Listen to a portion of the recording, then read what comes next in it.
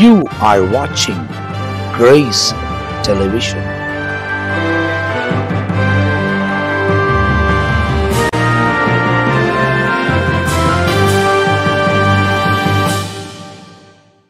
இயேசு கிறிஸ்துவின் நாமத்தில் உங்கள் யாவருக்கும் அன்பின் வாழ்த்துக்களும் ஸ்தோத்திரங்கள் ஏறெடுக்கிற இந்த காலை நேரத்தில் கர்த்தர் தொடர்ந்து நம்மை ஆசீர்வதிக்கிற தேவன். கர்த்தருடைய பெரிதான கிருபையில இந்த கடைசி நாட்களை நம்ம வாழ்ந்து கொண்டிருக்கிறோம். எனக்கு அருமையான தேவச்சனமே, இந்த வசனத்தை கவனிக்கிற உங்கள் வாழ்க்கையில் கர்த்தர் பெரிய காரியங்களை செய்யட்டும். ஒவ்வொரு நாளும் ஆண்டவருடைய கிருபையில் ஆண்டவர் இந்த கிருபையாக இந்த நாட்களை நமக்கு கொடுத்து கொண்டு இருக்கிறார். பல இடங்களில் நம்ம பல திடுக்கிடும் காரியங்களை நம்ம கவனித்து கொண்டு இருக்கிறோம். நேற்று முன்தினத்தில் கூட நம்ம பார்க்கும்போது கடந்த நாட்களில் ஆப்கானிஸ்தான் தேசத்திலையும் பலவிதமான ஜனங்க இடிபாடுகளுக்குள்ளாக நிலநடுக்கத்திற்குள்ளாக அநேகர் சிக்கிக்கொண்டு மாட்டி மடிந்தாங்க. இப்படி காப்பாற்றுவதற்கும் குணப்படுவதற்கும் பல காரியங்களை அவங்க முயற்சி எடுத்து கொண்டு இருக்கிறாங்கன்னு சொல்லி அறிந்தோம். அதுக்கு பிற்பாடு இன்னும் நம்முடைய தேசத்தின் பஞ்சாப் மாநிலத்திலையும் பல காரியங்கள் இப்படி பயங்கரமான சூழ்நிலையில் ஜனங்கள் போய்கொண்டு இருக்கிறாங்க. பஞ்சங்கள், பசிங்க, பட்டினி உலகம் முழுதுமாய் இன்றைக்கி போராட்டத்தில் வாழ்ந்து கொண்டு இருக்கிற இந்த இஸ்ரேல், அதுக்கு பிற்பாடு அது சுற்றி இருக்கிறதான இந்த முகமதியர் பட்டணங்கள், அவங்களுக்கு சார்ந்ததான இந்த யுத்தங்கள் இன்னும் மாளலை. அதுக்கு பிற்பாடு ரஷ்யா யுக்ரைன் யுத்தங்கள் மாளலை.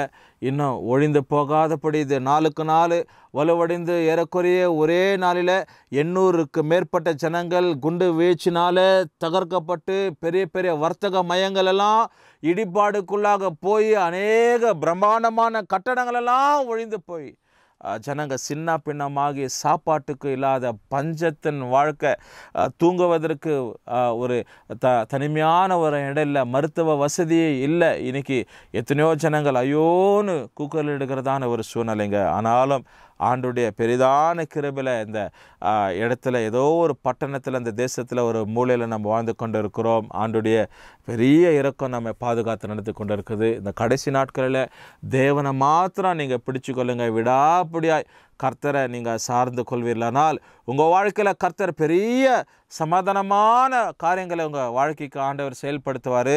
ஆண்டுடைய ஆசீர்வாதம் உங்கள் குடும்பத்தை தாங்கும். பெரிய காரியங்கள் குடும்பத்தில் நடக்கும். பிள்ளைங்க ரட்சிக்கப்படுவாங்க, ரட்சிக்கப்படாத கணவர் ரட்சிக்கப்படுவார், மனைவி ரட்சிக்கப்படுவாங்க. இந்த கடைசி நாட்களில் யுத்த செய்திகள் பல தடிக்கடும் தகவல்கள் நாம் கேள்விப்பட்டு கொண்டாலும் ஒரு புறத்தில் ஆண்டுடைய எழுப்புதல் இந்த ஜனங்களுக்குள்ள தேசத்திற்குள்ள காணப்பட்டு கொண்டிருக்கிறது. ஒரு பக்கம் ஜனங்கள் கூட்டம் கூட்டமாக ஜெபிக்கிறது, ஆண்டவரை தேடுகிறதும், இன்னொரு புறத்தில் அதுக்கு விரோதமான காரியங்களை செயல்படுகிறது. இப்படியெல்லாம் காரியங்கள் நடந்து கொண்டிருக்கிறது. மரணங்கள், இயற்கைகளை மரணங்கள், இன்னும் போராட்டங்கள், விபத்தில் ஜனங்க மாண்டு மடிக்கிறதும், இன்னும் தற்கொலையில் போகிறதும், ஜனங்கள் ஏதாவது தீங்கு விளைவிக்கிற இப்படிப்பட்ட சூழ்நிலைகள் கட்டாயம் ஒவ்வொரு நாளும் நம்முடைய தேசத்தில் நம்ம கேள்விப்படுகிறோம். இதற்கு மத்தியில் அப்பாவுடைய கிருபையில் வாழ்ந்து கொண்டு இருக்கிறோம். அருமையான தேவஜனமே, இன்றைக்கு பாருங்கள், ஒரு விசேஷமான ஒரு பகுதியை உங்களுக்காக வேதத்தில் நான் கொண்டு வந்திருக்கிறேன். சிறிய தீர்க்கதரிசிகளில் யோவேல்னு ஒரு தீர்க்கதரிசி உண்டு. ஏறக்குறைய 3 அதிகாரம் தான் அந்த புத்தகத்தில் உண்டு. The book of Joel. Only 3 chapters were having in the book of Joel. ஆகினால இந்த யோவேல் தீர்க்கதரிசன புத்தகத்தில் 2ஆம் அதிகாரத்தை நீங்கள் திருப்பிக் கொள்வீர்களானால் இதில் 26வது வசனத்திலேருந்து ஒரு குறிப்பிட்ட பகுதி நமக்கு அழகாக சொல்லப்படுகிறது. யோவேல் 2, 26, 27, 28 நீங்கள் நேரம் இருக்கும்போது வீட்டில் படித்து பாருங்கள். 26வது வசனத்தை மாத்திரம் உங்களுக்காக நான் வாசித்து ஜபிக்கணும்னு யோசிக்கிறேன். never again will be my people be shamed. என்னுடைய ஜனங்கள் ஒருபோத வெட்கப்படுவதில்லை அப்படின்னு சொல்லி ஒரு குறிப்பை நம்ம வாசிக்கிறோம். பாருங்கள், நீங்கள் சம்பூரணமாய் சாப்பிட்டு திருப்தி அடைந்து உங்களை அதிசயமாய் நடத்தி வந்த உங்கள் தேவனாகிய கர்த்தருடைய நாமத்திற்கு துதிப்பீர்கள். என் ஜனங்கள் ஒருபோதும் வெட்கப்பட்டு போவதில்லை. The Bible says God hath done decide wondrously with you and my people shall never be ashamed. என்னுடைய ஜனங்கள் ஒருபோதும் வெட்கப்படுவதில்லை. இன்னைக்கு அநேக குடும்பங்களில் ஜனங்க ஏதாவது காரியங்களில் என்ன பண்ணுறாங்க, சீர்கெட்டு போகிறாங்க, வெக்கம் அடைகிறது. ஒரு நல்ல காரியத்தில் போகணுன்னா வெக்கம், அந்த வெக்கம் வேறு. இந்த வெக்கம் என்பது அவமானப்படுகிறது. என் ஜனங்கள் ஒரு நாளும் அவமானப்படுவதில்லைன்னு சொல்லி அவமான நெருக்கத்துக்குள்ளாக இன்னைக்கு ஜனங்கள் போய்கொண்டிருப்பாங்க. 2 நாட்களுக்கு முன்பதாக ஒரு அருமையான சகோதரி ஒரு குறிப்பிட்ட பகுதியிலிருந்து ஒரு தாயார் எனக்கு தொலைபேசியில் தொடர்பு கொண்டாங்க. இப்போ தொடர்பு கொண்டு அப்போ ஒரு சில காரியங்களை சொன்னாங்க.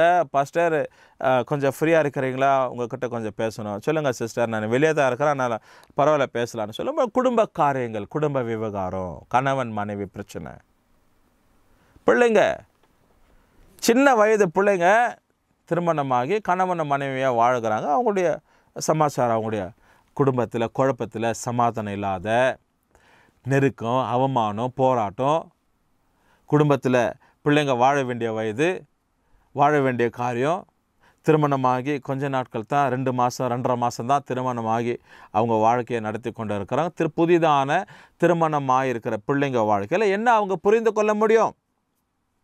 பெண்ணு வேறு பக்கம் இருந்துச்சு, பையன் வேறு பக்கம் இருந்தார். பெண்ணு ஒரு 15-20 வருஷம் குடும்பத்தில் தாய் தகப்பனோடு கூட இருந்த பெண்ணு.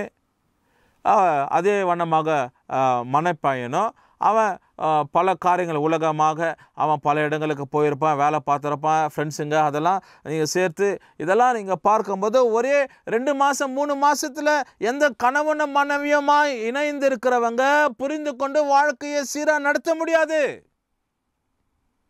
2-3 மாதத்துக்குள்ள ஒரு எங்கேருந்தோ வந்து இருக்கிற ஒரு பெண்ணு, எங்கேயோ வந்து வாழ்கிற ஒரு பெண்ணு ஒரு குடும்பத்தை புரிந்து எப்படி அனுசரித்து போக முடியும்? முடியாது தான். ஆனாலும் அவங்களுக்கு நல்ல ஆலோசனைகளை சொல்லி, குடும்பம்னா இது, ஒருவேளை நீங்கள் உங்கள் தாய் தகப்பன்கிட்ட 15-20 வருஷத்துக்கிட்ட நீ வாழ்ந்திருக்கலாமா, பிறந்தலேருந்து உங்கள் படித்து வச்சுருப்பாங்க, உங்களுக்கு நன்மையான காரியங்களை செய்திருப்பாங்க, whatever it may be, everything was good. ஆனால் இப்போ நீங்கள் இன்னொரு குடும்பத்திற்குன்னு வந்துட்டு போகிறப்போட அந்த குடும்பத்தின் ஒரு பெண்ணாயிட்டீங்க. உனக்குன்னு ஒரு கணவர் இருக்கிறாரு, உனக்குன்னு ஒரு மாமியார் குடும்பம் இருக்குது, உனக்குன்னு ஒரு இன்னொரு குடும்பம், புகுந்த வீடு குடும்பம் இருக்குது. அவங்க குடும்பத்தில் உள்ளவங்களை உங்கள் குடும்பமாக பாவித்து நீங்கள் செயல்பட வேண்டும்னு சொல்லி ஒரு சில காரியங்களை ஆலோசனை சொல்ல பிற்பாடு அவங்களுக்கு இந்த காரியங்கள் புரிந்தது. காரணம் அவமானங்கள், வெக்கமடைந்த ஜனங்க ஏதாவது சொல்லிட்டா இப்படி அக்கம் பறக்க இருக்கிற ஜனம், என் சொந்த பந்தம்லாம் அர்த்த கலப்பான ஜனம், கல்யாணத்துக்கு வந்த ஜனம்லாம் ஏதாவது சொல்லிட்டா இப்படி சொல்லட்டுமே, சொல்லட்டும், சொல்லும் தான். உலகம்னா அப்படித்தான் இருக்கும். ஏற்ற தாழ்வு, நன்மை தீமை, நல்லது கெட்டது, புரிந்து கொள்ளுதல், புரிந்து கொள்ளாமை, இதெல்லாம் இருந்து குடும்பத்தில் அப்படி பிள்ளைங்க தட்டு தடுமாறி 2 மாதம் என்பது 1 வருஷம் ஆகும், 1 வருஷம் என்பது 1.5 வருஷம் ஆகும், 1.5 வருஷம் என்பது 2 வருஷம் ஆகும், 5 வருஷம் ஆகும். அதுக்கப்புறம் சில பேருடைய வாழ்க்கை இன்னும் கல்லறைக்கு போகிற வயசு வரலையே கூட புரிந்து கொள்ளாமல் இருக்கிறாங்க. அது ஒரு பக்கம் இருக்கட்டும். கல்லறைக்கு போகிற வயது வரலையும் கூட சில குடும்பத்தில் பிரச்சனைங்க தான், புரிந்து கொள்ளாமை. ஒரு கணவனை ஒரு மனைவி, ஒரு மனைவி ஒரு கணவன் காலத்துக்கும் புரிந்து கொள்ள முடியாது.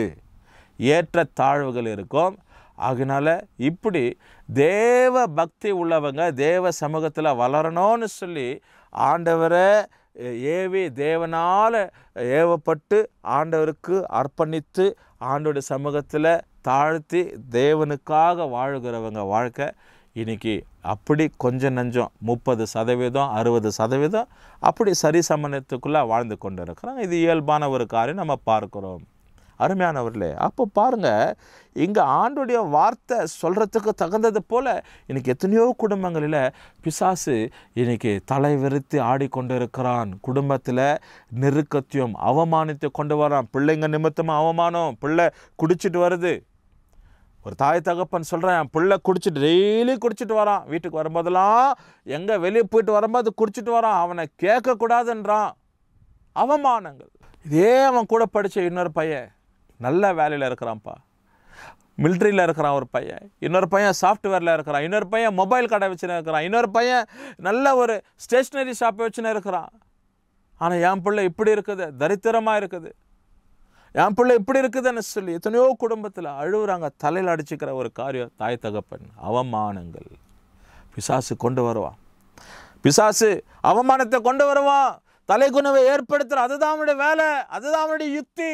குடும்பத்தில் யுக்திகளை கையாண்டு பிரிவினைகளை ஏற்படுத்துகிற ஒரு சூழ்நிலையில தான் பிசாசு இன்னைக்கு குடும்பங்கள் நடத்தான். பாருங்க, ஆண்டுடைய வசனத்தில், ஆண்டுடைய வார்த்தையில் இந்த சிறிய தீர்க்கதரிசியா யோவேல் எழுதுறாரு, என் ஜனங்கள் ஒருபோதும் வெட்கப்படுவதில்லை.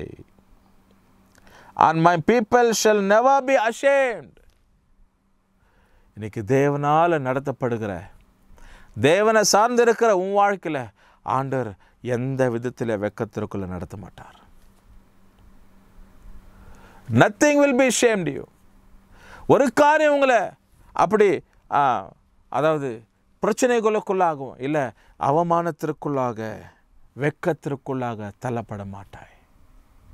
எனக்கு பிரியமான தேவ ஜனமே, இந்த கால நேரத்தில் ஆண்டவர் உங்களோடு கூட இடைப்பட்டு கொண்டு இருக்கிறார். ஒருவேளை இந்த வசனத்தை கவனிக்கிற உங்கள் வீட்டில் ஏதாவது பிரச்சனைக்குள்ளே நீங்கள் போகலாம். பிள்ளைங்க நிமித்தமாக, கணவர் நிமித்தமாக, ஏதோ ஒரு பிசாசுடைய செயல்கள், சாத்தான் தந்திரமாக செயல்பட்டு கொண்டு இருப்பான். சின்ன ஒரு பிரச்சனை பெருசாகிடும், சின்ன ஒரு காரியம் பெருசாகிடும். அப்படியே குடும்பமே இடிஞ்சு உட்கார, குடும்பமே பிரிஞ்சு போகிற அளவுக்கு பிசாசு காரியங்களை செயல்படுத்திடுவான். கவலைப்படாதீங்க.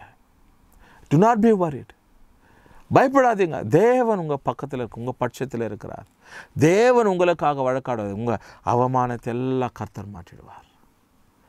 உங்கள் நெருக்கத்தை எல்லாம் கர்த்தர் மாற்றிடுவார். உங்கள் அவமானங்களெல்லாம், உங்கள் நிந்தனைகளெல்லாம் மாறிடும். கர்த்தர் அப்படி காரியங்களை செவையாய் செயல்படுத்துவார். தேவனுடைய காரம் தொடர்ந்து நம்மை பாதுகாக்கும். தேவனுடைய ஆசீர்வாதம் தொடர்ந்து நம்மை நடத்தும். தேவன் தொடர்ந்து நம்ம எல்லா விதத்தில் நடத்துவார்.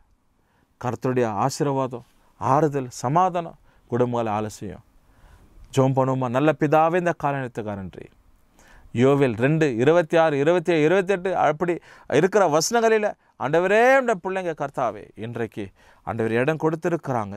என்ன காரியங்களோ, என்ன சூழ்நிலைகளோ, இந்த பிள்ளைங்க வாழ்க்கையில் எந்த விதத்திலோ ஆண்டவர் அவமானங்களோ, வெக்கங்களோ, ஆண்டவரே பொச்சரிப்புகளோ, ஆண்டவரே தகப்பன் தாறுமாறான சூழ்நிலைகள் குடும்பங்களை பிசாசு கையாளாதபடிக்கு கர்த்தர் தாமே கிருபையை பாதுகாத்து நடத்துவீராக. இயேசு கிறிஸ்துவின் நாமத்தில் ஜெபிக்கிறோம் நல்ல பிதாவே.